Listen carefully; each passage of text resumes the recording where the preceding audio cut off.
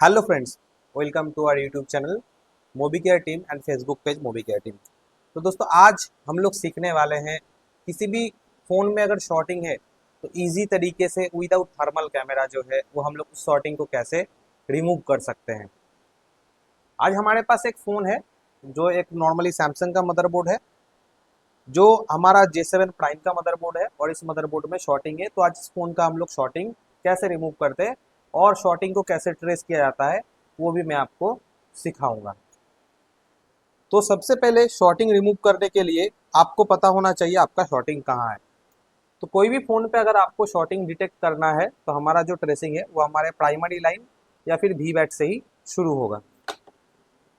तो यहाँ पे जो है हमारा बैटरी कनेक्टर आपको नज़र आ रहा है, जो हमारा वी बैट है। तो एक प्रोब रखेंगे पॉजिटिव में और दूसरे प्रोब को हम लोग टच करेंगे आपके कॉमन ग्राउंड या नेगेटिव में। और इस कंडीशन पे आपका मल्टीमीटर जो है डायोड रेंज पे होना चाहिए। तो देखिए यहाँ पे हमने दोनों प्रोब जो है आपके बैटरी कनेक्टर पे पॉजिटिव और नेगेटिव में टच कर दिया है। और करने के बाद जो वैल्यू यहाँ पे हमें मिल रहा है उस वैल्यू को नोट डाउन करना है। और उसके बाद प्रोब को इंटरचेंज करके फिर से जो वैल्यू मिल रहा है वो हमें नोट डाउन करना है।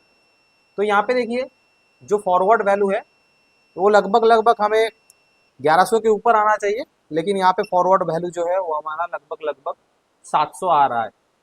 तो इस कंडीशन पे प्राइमरी लाइन को हम लोग लीकेज मान के चल सकते हैं। सेम ट्रेसिंग आपको सेकेंडरी लाइन पे करना है, जिसको हम लोग VPH बोलते हैं, और जो हमारा चार्जिंग आईसी का मेन आउटपुट होता है। ये आउटपुट आपका वीवैट इनपुट होने के बाद VPH जो है वो आउटपुट होता है। VPH जो है आपको चार्जिंग आईसी के पास एक बूस्ट कॉइल में बहुत ही आसानी से मिल जाएगा दोस्तों। तो ठीक इसी तरीके से जैसे वीवैट का हमने चेक किया था, VPH का भी हम लोग GR वैल्यू चेक करेंगे। VPH का GR वैल्यू लेने के लिए रेड प्रोब को आपको ग्राउंड में टच करना है या कॉमन ग्राउंड पे रखना है, और ब्लैक प्रोब को आपके VPH रिलेटेड कोई भी कंपोनेंट, जैसे हम लोग यहाँ पे कॉइल के ऊपर कर रहे हैं। तो आफ्टर टच का कॉइल यहाँ पे रिवर्स GR जो हमें 283 के करीब कुछ मिल रहा है। इसके बाद दोनों प्रोब को इंटरचेंज करना है और ठीक उसी तरीके से हमें फॉरवर्ड बायस में GR जो है टच चेक करना है। तो यहाँ पे फॉरवर्ड बायस का GR लगभग 1100 के ऊपर होना चाहिए, लेकिन हमें यहाँ पे फॉरवर्ड बायस पे GR जो है वो लगभग लगभग 540 मिल रहा है। तो इस कंडीशन पे हम लोग बोल सकते हैं हमारा जो VPH लाइन है या VPH लाइन के रिलेटेड कोई भी एक कंपोनेंट लीकेज कंडीशन पे है।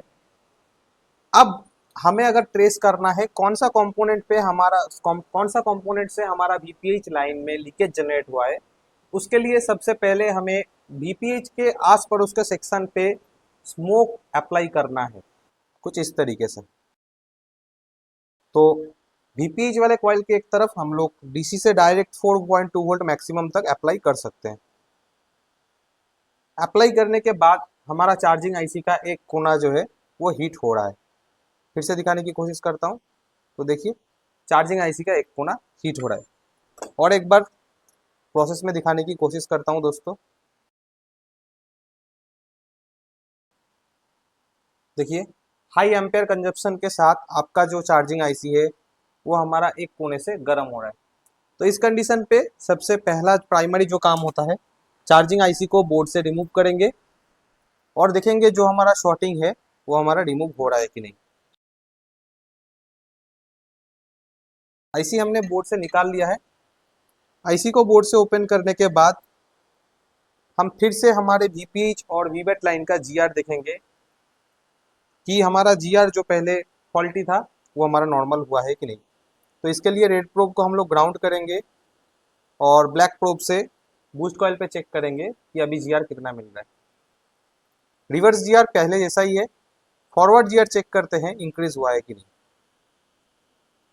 यहाँ पे फॉरवर्ड GR जो है हमें लगभग लगभग OL मिल रहा है, मतलब हमारा जो शॉर्टिंग था वो हमारे चार्जिंग आईसी से था। इस कंडीशन पे बैटरी कनेक्टर पे अगर हम लोग GR वैल्यू चेक करते हैं, चार्जिंग आईसी ओपन होने के कारण आपके वीवैट पे आपको OL शो होगा, रिवर्स एंड फॉरवर्ड दोनों कंडीशन पे। ओके, इस कंडीशन पे हम लोग डायरेक्ट आपका चार्जिंग आईसी को रिप्लेस करने से हमारा जो शॉर्टिंग का इशू है वो रिपेयर हो जाएगा।